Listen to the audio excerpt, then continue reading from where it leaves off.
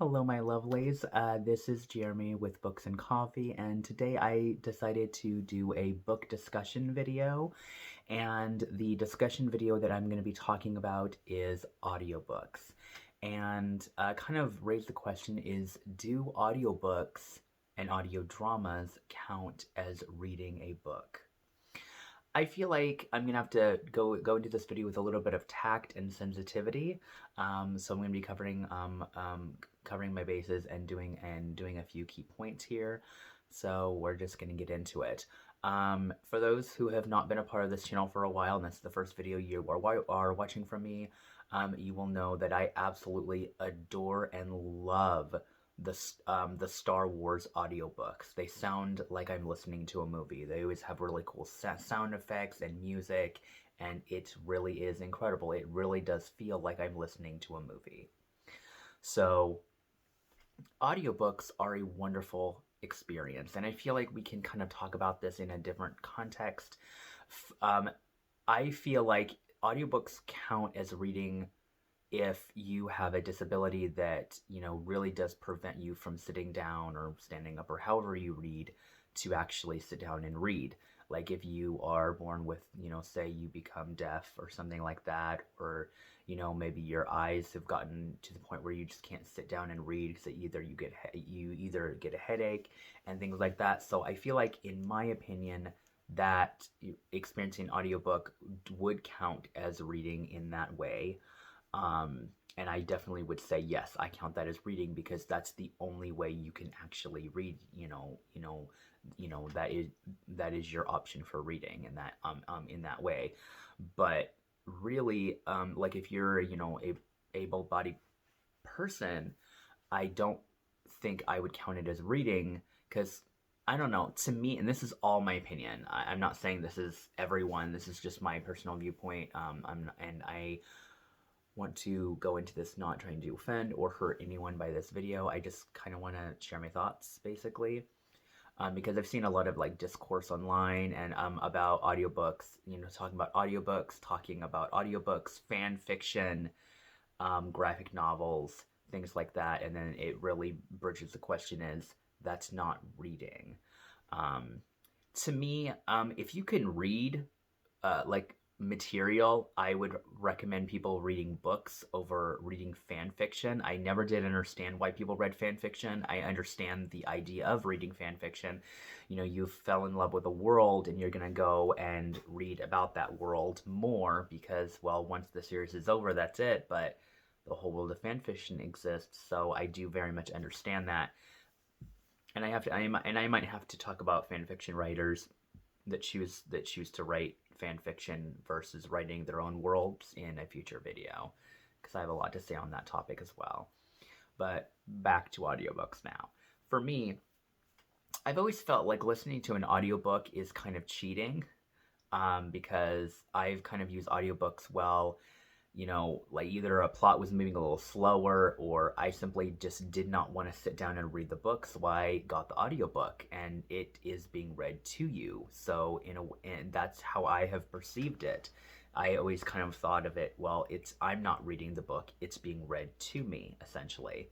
And I've always kind of felt like it's kind of cheating, in my opinion. I don't know why I thought it in that way, but I just did. I think audiobooks are definitely an amazing way to experience stories, especially to me. Audiobooks are a very different way to experience a story, and I feel like you think differently about the writing of the book when you listen to it on audiobook. The audio is just different, and different narrators and do it differently. This is like probably a different video for this particular point, but we're gonna go and edit in here anyway. To me, what bothers me about certain audiobooks and is the very fact that adults are voicing very young people. Like, for example, I don't know who narrates it, but the Percy Jackson and the Olympians book series, we start Percy at 12 years old in the first book, and he is narrated by a full adult male. Why? that should not be. And it's the same for so many audiobooks. There's so little audiobooks that are actually aged appropriately. Like, if you find, and I understand maybe certain words, maybe, kids around that age or young actors or voice actors don't really say. And that's something that's kind of really bothered me for a very long time as, like, the, like, for one example is, the narrator for the Twilight books is Ileana Kadushin, and she is a adult woman, at least in her 30s, and she was narrating a 17-year-old, 17 to 18-year-old through the 4 books. That's just no. I mean, I get it, because some actors, play older characters all the time, but it's a little bit different. So I think the one thing that really bothers me is when I see children's middle grade books that are being narrated by adults. You are not a child. You are not the one that is experiencing that story, but you're the one who's reading it. It always kind of almost rubbed me the wrong way. I mean, I get it. I understand. And some people do amazing with, like, do special voices and things like that. It's just, I guess it's different if you are an adult person voicing the character who's younger in, like, an animated show like Simpsons or SpongeBob or something like that, or Fairy Odd Parents. I guess the context of that is just different for me, but I guess I don't really care for it in the context of audiobooks, because audiobooks, I don't know, I just feel like the media is just different. It's just different for me, and it's just something that really kind of, I don't know, bothers me, I guess. It's just not what I would want. Um, so, but for me, I cannot tell you how much I adore and love an audiobook. So I guess, it really is going to be up to your own interpretation, but does audiobooks count as reading? To me, no. I don't think they do, because as I said, I'm not sitting down and I'm not experiencing that story. It's being read to me. It would be the same as someone who sits by my bedside table, takes a book off my shelves and opens it up and says, "Where are we?" And it's being read to me every night or something like that. To me, that's being read to me versus me sitting down and reading it myself. So I think it just depends on your interpretation. I do kind of get annoyed when people say, "Oh, I read 4 books this month and they were all audiobooks," and I'm like, "You didn't read those books; those were being read to you." So that's just, I don't know. I don't want this to come off as ableist in any way. I am not at all saying that. I don't know. It's, yeah. I guess I don't really like understand certain things. So that's really just my, like, opinion. I still adore audiobooks and I do listen to them every month. There is several titles. I'm listening to The Song of Achilles on audiobook right now. I have read that book multiple times.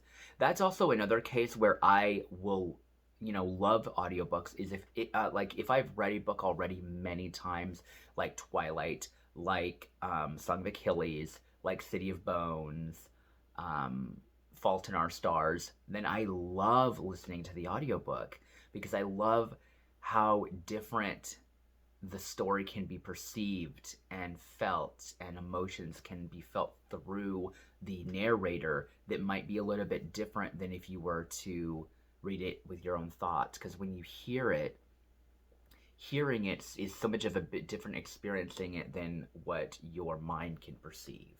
I feel like when you hear it, it changes things and it becomes, like, more real and, like, tangible to me. It feels like this is more of a real thing, and I feel like emotions and feelings and life emanates from things that we can hear with more of our senses. So yeah, so I guess I guess I'm pretty conflicted. I guess yes, they can be considered reading, and maybe to others they don't. So I think it really all boils down to our own personal interpretation of it. Um, I'm a big fan of audiobooks. I've said that for 10 minutes. I love them. I will continue to love them. I will continue to love the Star Wars audiobooks forever. They are absolutely my favorite audiobooks to date. But I also really love the audiobook for Song of Achilles. I think the narrator is fantastic. I think Cassandra Clare's audiobooks are fantastic. I never did listen to the Harry Potter audiobooks. I think the US has a different narrator than the UK, which don't even get me started on that one, but I think it should just be the same person. But I think it's Jim Dale, and I do not like him as a narrator at all. He is so terrible to me. I feel like I'm falling asleep just trying to listen to it. So nothing against him. He just doesn't have one of those voices that I want to. I can't stop listening to. But anyway, I hope you guys have a wonderful day. Thank you for watching. Comment down. Let me know what you guys think of this discussion, conversation thing, and I will talk to you guys next week. But I do want to go and say there is no book reviews being posted because I was dealing with this sore throat business going on and I wasn't feeling very well, so I didn't read much this week. But I am, like I said, I'm listening to Song of Achilles, so that one will hopefully, I'm not going to promise anything, but hopefully that one will be up next week. And I'm also reading I'm reading a couple of other books slowly. So but you guys get videos every single week, no matter if it's a book review or not. I do prefer to upload book reviews at least once a week, but if I can at least upload at least a couple of book reviews a month, then that makes me pretty happy. So all right, well, once again, thank you so much for watching. I will catch you guys next time, and have a great week.